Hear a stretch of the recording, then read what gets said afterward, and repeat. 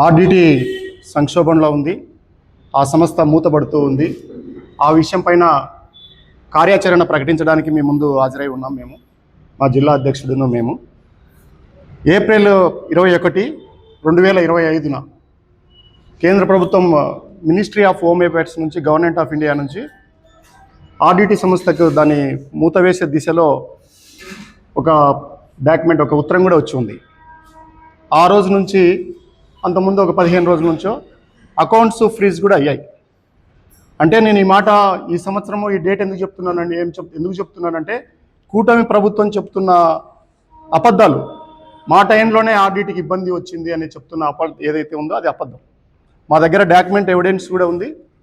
ఇంతకుముందు ఎందుకు ఆ సంస్థను మేము లాగాలి, ఒక రాజకీయ పార్టీగా అవసరం లేదు, వాళ్ళు తెస్తారేమో అని మేము వెయిట్ చేశాం.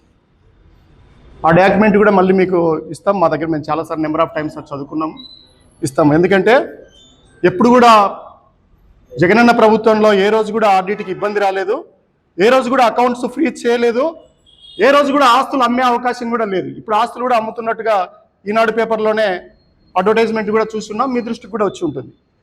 మేము స్టార్ట్ చేసినప్పుడు కళ్యాణదుర్గంలో ఏమన్నారంటే రాజకీయం కోసమే చేస్తున్నారు, రాయలసీమలో ఎక్కడ చేయకూడదు ఈ ఉద్యమము, జిల్లా అధ్యక్షుడు అన్నాడు కదా, జిల్లాలో ఎక్కడ చేయకూడదు, కళ్యాణదుర్గంలోనే ఎందుకు చేస్తున్నారని చెప్పారు. కళ్యాణదుర్గంలో కూడా బెలుగుప్పలోనే, గొంచితాండలోనే ఎందుకు చేసామంటే 1969లో అక్కడి నుంచే ప్రారంభం చేశారు. ఒక డచ్ దేశస్థుడు మన ఫెరర్ గారు ఆధ్వర్యంలో అక్కడి నుంచే స్టార్ట్ చేశారు కాబట్టి మేము అక్కడి నుంచే ప్రారంభం చేశాం. ఈరోజు ఆస్తులు కూడా ఎక్కడి నుంచి అమ్ముతున్నారు, బెలుగుప్ప నుంచే స్టార్ట్ అయింది. బెలుగుప్ప కళ్యాణదుర్గంలోనే వచ్చిన 5-6 ఆస్తులు అమ్మాల్సి వస్తే, ఎకరాలు అమ్మాల్సి వస్తే అక్కడి నుంచి అమ్ముతున్నారు. అందువల్ల రాజకీయం చేయడానికి మేము ఆర్డిటిని ఉపయోగించుకోవట్లేదు. ప్రజలకు సంబంధించింది, పేదలకు సంబంధించింది, కులానికి సంబంధించింది కాదు, మతానికి సంబంధించింది కాదు, పేదలకు సంబంధించింది. అది లేకపోతే ఎవరికి నష్టం, ప్రత్యేకించి ఎవరికి నష్టం, పెద్దవాళ్ళకి ఏం నష్టం లేదు, పేద కులాల వాళ్ళకే నష్టం. అందుకోసమే ప్రధాన ప్రతిపక్షంగా ఉన్నప్పుడు మా బాధ్యతగా మేము భావించాం. ఏప్రిల్ 21, 2025 సంస్థ ఆగిపోయే పరిస్థితి వస్తే మే 19వ తారీఖునే మేము బైక్ ర్యాలీ చేపట్టాము. దాదాపు 120 కిలోమీటర్ల దాకా బైక్ ర్యాలీ, ఒక్క రోజులోనే బైక్ ర్యాలీ చేపట్టాం. మా అధ్యక్షుడు కూడా పాల్గొన్నాడు. వేలాది బైక్ ర్యాలీ, అంత మారుమూల ప్రాంతాల్లో, పొలాల్లో, రోడ్ల మీద వెనుకబడిన ప్రాంతంలో కొన్ని వేలాది బైకులు వచ్చినప్పుడే అర్థమైంది సంస్థ ఏంటి అనేది. తర్వాత జూన్ 4వ తేదీ నుంచి 19వ తేదీ వరకు దాదాపు 16 రోజులు 225 కిలోమీటర్లు మేము పాదయాత్ర చేసి ఉన్నాం. మా పార్టీ తరఫున ప్రతి నాయకుడు కూడా, మా సమన్వయకర్తలు ప్రతి ఒక్కరు కూడా వచ్చి పాల్గొన్నారు. మా పార్టీ పేదల పట్ల ఉంది అని చెప్పడానికి అదే పెద్ద ఉదాహరణ. ఇవాళకి ఎందుకు లాంగ్ రోప్ ఇస్తున్నామంటే, చాలా కాలాన్ని ఎక్కువ ప్రభుత్వానికి ఎందుకు ఇస్తున్నామంటే ఇంకా తీసుకొస్తారనే ఆశతో. ఆ రోజు కూడా ఎప్పుడో మేలో చేస్తే మళ్ళీ జూన్లో చేశాం.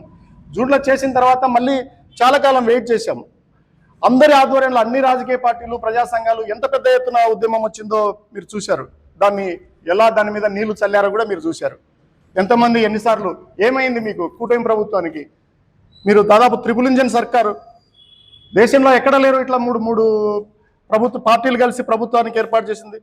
ఆరోగ్య శాఖ మంత్రి గారు ఉన్నారు, సత్యకుమార్ గారు, బీజేపీ పార్టీ, జాతీయ పార్టీ, ఇవ్వాల్సిన వాళ్ళు, తీసుకురావాల్సిన వాళ్ళు ఉన్నారు. ఆర్థిక శాఖ మంత్రి ఉన్నారు మన దాంట్లోనే, అహుడా చైర్మన్ ఉన్నాడు జనసేన నుంచి. మీకు ఎందుకు టైం దొరకట్లేదు? ఇంత ముఖ్యమైన అంశాన్ని మీరు ఎందుకు చెప్పలేకపోతున్నారు? ఎందుకు నచ్చ చెప్పలేకపోతున్నారు? ఆర్డిటి అనేది పేదలకు సంబంధించింది, అది రైతులకు సంబంధించింది, మహిళలకు సంబంధించింది, యూత్కు జాబ్లకు సంబంధించింది, క్రీడలకు సంబంధించింది, వైద్యానికి, ఆరోగ్యానికి సంబంధించిందని మీరు ఎందుకు నచ్చ చెప్పి తీసుకురాలేకపోతున్నారు? ఒక రెన్యువలే కదా అడుగుతున్నాం. ఒక రెన్యువల్ తీసుకురాలేకపోతే ఎలా ఉంటుంది? ఒక సంస్థను ఏర్పాటు చేయడానికి 20,000 కిలోమీటర్ల పైన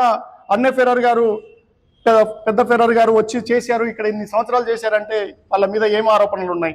ఏదన్నా ఉంటే వాటికి పేపర్ మీద పెట్టుకోవాలా, సర్దుబాటు చేయాలి. కానీ పేదలకు వచ్చే నష్టాన్ని మీరు దెబ్బతీశారు.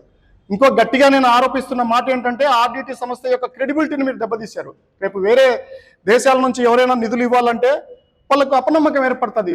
సాక్షాత్తు ప్రభుత్వాలే వాళ్ళకు రెన్యువల్ ఇవ్వలేదంటే ఎందుకు ఇవ్వలేదనేది ఇష్యూ వస్తుంది. వాళ్ళు ఎన్ని ప్రపంచ దేశాలు తిరిగి చెప్పగలుగుతారు మేము చాలా బాగా చేశామనేది? ఇక్కడ ఉండే అనుభవించిన వాళ్ళు, హక్కుదారులు మనం కదా చెప్పాలా. మనం కళ్యాణదుర్గం ప్రాంతం కావచ్చు, జిల్లా కావచ్చు, ఉమ్మడి జిల్లాలు కావచ్చు, పేద ప్రాంతాలు ఏవైతే ఉన్నాయో, రైతులు కావచ్చు, ఈ మహిళలు, పిల్లలు, వీళ్ళందరూ కూడా హక్కుదారులు, అనుభవదారులు ఆర్డిటిని. వాళ్ళకేమవుతుంది? సంస్థ మూతపడితే ఇంకో చోటికి పోతుంది. అందుకని ఇవాళకి కూడా ఫిబ్రవరిలో 24వ తేదీన కూర్చొని మార్చి 10వ తేదీ వరకు ఎందుకు చెప్తున్నామంటే ఈ 14 రోజులన్నా ఏమైనా తీసుకొస్తారేమో అని. మాకేదో సంస్థల్ని రాజకీయాల్లోకి లాగాలని కానీ దాంట్లో మీద ఓట్లు సంపాదించాలనే ఉద్దేశం లేదు. కానీ ప్రధాన ప్రతిపక్షంగా ఉండి ఒక డెవలప్మెంట్ ప్రొఫెషనల్గా ఉన్న మా ప్రాంతం నుంచే మేము చేయకపోతే ఇంకెవరు చేస్తారు? అందుకే మా పార్టీ ముందుకు వచ్చి చేస్తూ ఉంది. 1,00,000 పోస్ట్ కార్డులని మేము పోస్ట్ చేస్తాము ప్రధానమంత్రి గారికి నేరుగా. అవన్నీ వారి అడ్రస్ చేస్తూ సేవ్ ఆర్డిటి మీదనే, సేవ్ ఆర్డిటి అనే నినాదం మీదనే 1,00,000 పోస్ట్ కార్డులు పోస్ట్ చేస్తాం. అది కూడా 4 భాషల్లో ఉంటుంది. సేవ్ ఆర్డిటి విషయం కూడా తెలుగు భాష, హిందీ భాష. వాళ్ళకి సంస్కృతం చాలా ఇష్టం కాబట్టి సంస్కృతంలో కూడా రాస్తాం. ఆర్డిటి రక్షతాం అని అది కూడా రాస్తాం. నేర్చుకున్నాను ఏమంటారు రక్షిస్తామంటే దాన్ని కూడా. తర్వాత ఇంగ్లీష్ ఉంటుంది సేవ్ ఆర్డిటి. దీన్ని 1,00,000 పోస్ట్ కార్డుల ఉద్యమాన్ని పత్రికలుగా మీరు, ప్రజలుగా వాళ్ళు ఎవరైతే లబ్ధిదారులు ఉన్నారో ఈసారన్నా మీరు అర్థం చేసుకోండి. ఎందుకంటే మేము పోయినసారి మాట్లాడుతుంటే వాళ్ళు ఎందుకు రాలేదు అన్నారు. వాళ్ళకి తెలియలేదు పాపం. ఆడిట్ని ఎవరు మూసేస్తారులే అనుకున్నారు. మూసేసి వాళ్ళు బతకగలరాలే అనుకున్నారు. ఈరోజు మూసేస్తున్నారు. సాక్షాత్తు పేపర్లోనే వస్తుంది కాబట్టి, ఆస్తులే అమ్ముతున్నారు కాబట్టి, వాళ్ళు శ్రీలంకకో నేపాల్కో పోవడానికి సిద్ధపడుతున్నారు కాబట్టి ఇప్పుడు అర్థమవుతుంది. ఇది మీరు చివరి పిలుపుగా మీరు భావించండి.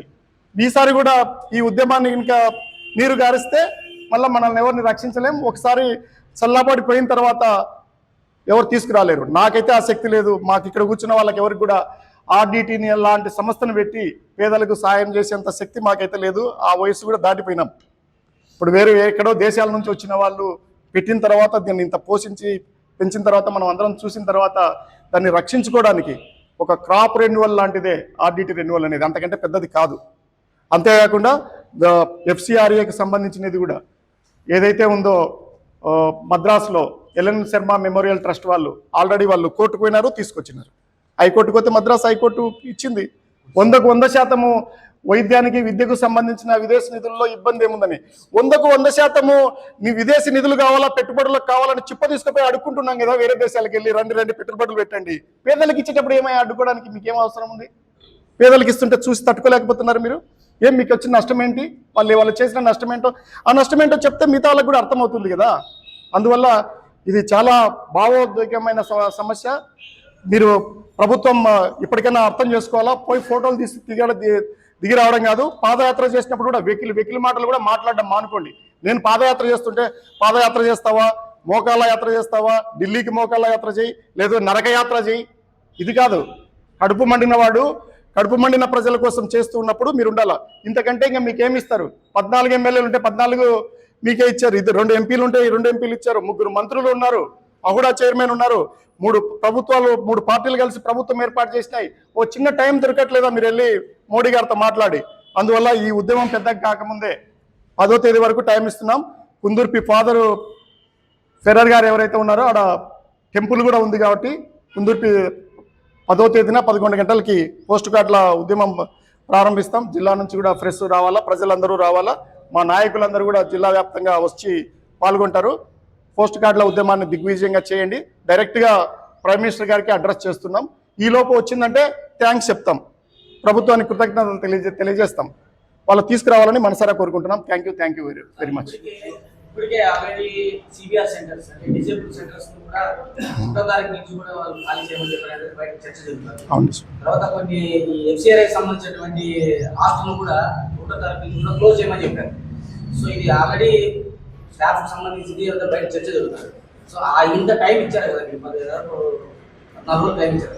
ఈ లోపల ఏదైనా జరగదని జరిగితే మనకి రియాక్షన్ ఏముంది అంటే ఈ లోపు అంటే మేమైతే టైం ఇవ్వాలి ప్రభుత్వానికి. ఎందుకంటే టైము 14 రోజులు ఇంత వెయిట్ చేసినప్పుడు 14 రోజులు పెద్ద ఎక్కువేం కాదు. కానీ ప్రజలకు కూడా అర్థం అవుతుంది కదా. ఇప్పుడు ఏమైపోయిందంటే వాళ్ళ అకౌంట్స్లో ఉండేటి ఫ్రీజ్ ఎత్తేసినాను కూడా. ఇప్పుడు నేను ఈరోజు డిమాండ్ చేస్తున్నది అంతే. కనీసం 100 కోట్ల 1000 కోట్ల వాళ్ళ అకౌంట్లలో ఉంటాయి. మీరు ఫ్రీజ్ ఎత్తేసినా కూడా ఆ కార్యక్రమాలు సక్రమంగా నడుస్తాయి. హాస్పిటల్ మూతపడ్డాక, సిబిఆర్ సెంటర్లు మూతపడ్డాక చేసేది ఏముంటుంది? అందువల్ల ఒక 14 రోజులు టైం ఇవ్వడం అనేది అంటే చాలా రోజుల నుంచి ఉంది కాబట్టి అన్నది చెప్తారు. ఇప్పటికే ప్రజా సంఘాలు కావచ్చు,